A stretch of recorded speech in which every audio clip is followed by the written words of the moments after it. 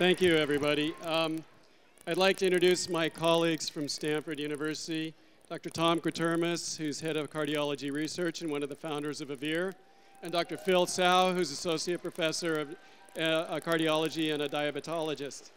And I'm Doug Harrington, the CEO of AVEER, and I'm very honored to be here. Chances are, if you have a heartbeat, you're at risk. And as you know, heart disease claims more than 2,200 deaths per day. Cardiovascular disease is the leading cause of death in the United States, and even after all of our efforts, it continues to be that way. That's more lives than all the deadly cancers combined, and yet if you watch TV, you wouldn't know that. And even with what we know about heart disease prevention, it's projected that the number of people afflicted with disease will continue to increase despite being one of the most prevalent preventable diseases out there. Tonight, we're here to recognize a couple in our community who are making significant contributions to reverse this growing trend by saving lives and increasing awareness through his generous foundation. And I'm speaking specifically of Larry King, and I'm now going to turn the phone over to Phil. Over 25 years ago, Larry King experienced firsthand the impact of having heart disease. After successfully having quintuple bypass surgery, Larry started asking questions, like he's apt to do. He asked doctors, friends, and industry leaders, what is the impact of heart disease on others? How much was my surgery? And what happens to people who can't pay? Larry answered those questions when he created the Larry King Cardiac Foundation. The foundation's mission is simple: to provide funding for life-saving cardiac procedures for individuals who, due to limited means or no insurance, would otherwise not be able to afford these life-saving treatments. With the help of his beautiful wife, Shawn, the Larry King Cardiac Foundation established a goal to help save a heart a day. Larry and Shawn personally call patients around the country to let them know they are there to help.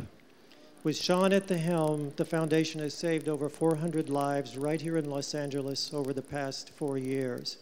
They are clearly making an impact in the community in which they live.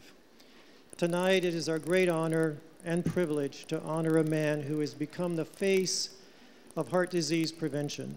It is our pleasure to award the Guardian of Heart Humanitarian Award to Shawn and Larry King for their efforts in saving lives. Woo!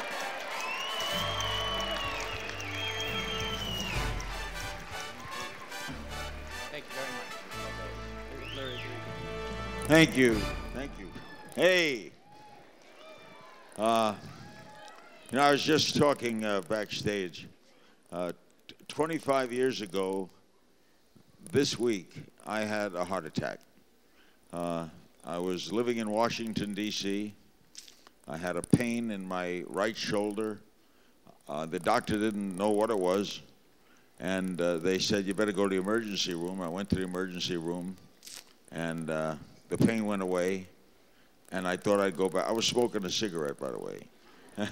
And I put the cigarette out, and I was lying on the bed, and the doctor says, listen, I think that pain's going to come back.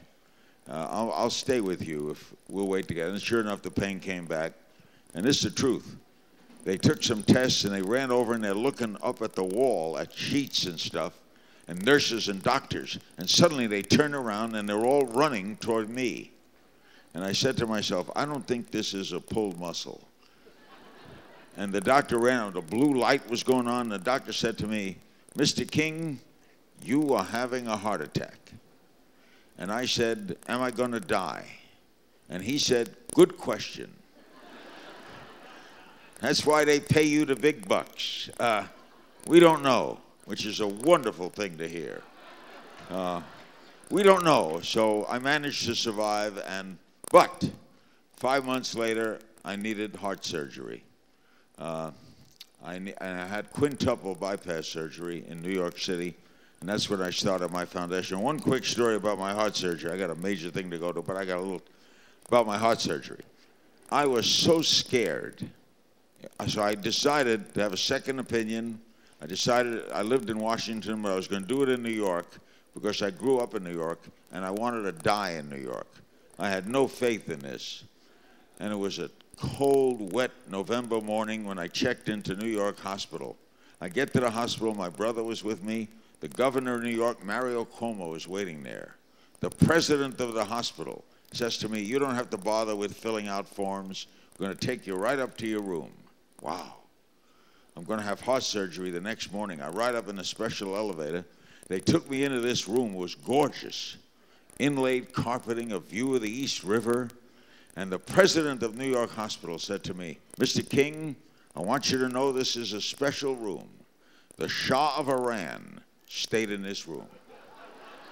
And as I said, as I remember, he died. How about putting me in a ward where everyone goes home?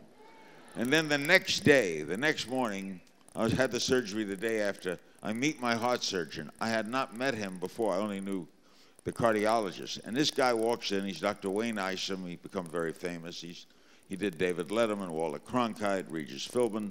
And he's really from Texas. So this guy walks in. I'm lying in a hospital bed, 10-gallon hat and the boots, cowboy boots and a cowboy vest. And he goes, "You're going to do right fine. You're going to do right fine." I discovered then, by the way, that all heart surgeons are either Jewish or from Texas. There's no heart surgeon from North Dakota, right? Okay. He comes over to me, and he's doing the thing all doctors do. He's tapping on my chest. You know, the two fingers, they all do this. The first thing you learn in medical school. Tap the chest. I look down. I swear to God, he had no right thumb. My surgeon has no right thumb. So what do you say in that situation? So honest to God, this is what I said. "You know, doctor, I have had this habit since I was a kid. When I meet people, for some reason, I count their fingers. And with you, I get to 9.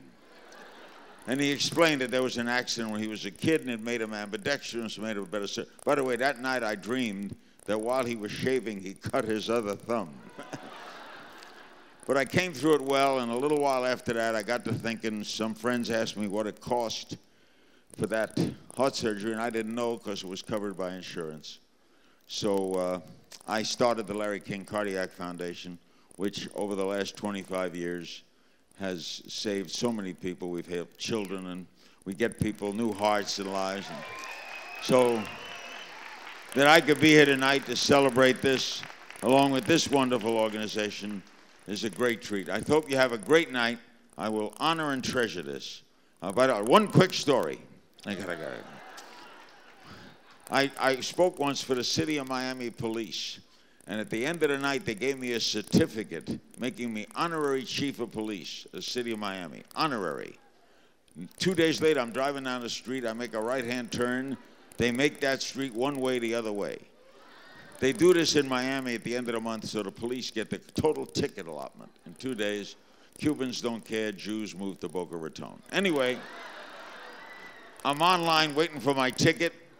The cop is writing out all these tickets, and I remember my certificate. So while he's writing out my ticket, I show him my certificate. He looks at my certificate. He looked at me, looked at the certificate, looked at me, and then he told me what to do with the certificate. And my first thought was, thank God they didn't give me a plaque. Thank you very much. Thank you. Anything I can help for heart, it's nice to be honored, but it's more important to get rid of this, hopefully, disease. People could know that there was a heart attack coming. There's so many things you can do. Well, the GAH Heart and Avera Board of Directors would like to present a check for $25,000. We try to save a heart a day. That's our goal.